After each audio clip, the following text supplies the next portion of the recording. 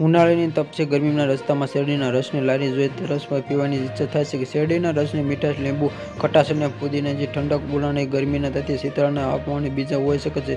શેરડીના રસના શરીર માટે અનેક લાભદાયક, પરંતુ જે તમે જાણો છો કે રસ કેટલીક પરિસ્થિતિમાં નુકસાન પણ બની શકે છે. શેરડીનો રસ ઉનાળામાં સૌથી વધુ પ્રિય પાણી અને જેમાંથી માત્ર શીતળ જ આપતું નથી પણ આરોગ્ય માટે લાભદાયક પણ છે. ગરમીના પાક થકેલા અથવા કે ડિહાઇડ્રેશનની સમસ્યાનો જ્યુસ તરત રજા આપી શકે છે. સ્ટ્રોકમાં જોખમ ઓછું કરે છે. જેમાં શેરડીનો રસ લીવર ડિટોક્સ કરવામાં મદદ, કમળાની સારવાર માટે જે ઉપયોગી રહેલા એન્ટીડોટમાં ઇન્ફેક્શનમાં બચાવી અને એસિડિટી ઘટાડે છે. શરદી અને બ્લડ શુગર પર અસર. શેરડીનો રસ કુદરતી રીતે મીઠો અને તેમાંથી પડતા સેવન વજન વધે છે. બ્લડ શુગરમાં થતી વખતે સ્કન જેમાંથી રસ્તા ખુલ્લા વેચતા શેરડીના રસના બેક્ટેરિયા ગંદી હોઈ શકે છે, કારણ કે પેટની સંબંધિત બીમારી થઈ શકે છે. જસ્ટ કેરમાં શેરડીનો રસ પીવાથી ગેસ કે ફૂડ જેમાં અથવા કે થઈ શકે છે. હાડકાના પ્રમાણમાં જે રસ પીવાથી શરીરને કેલ્શિયમ ફોસ્ફેટ સંતુલન બગડી શકે છે, જે હાડકાના નુકસાન બની શકે છે.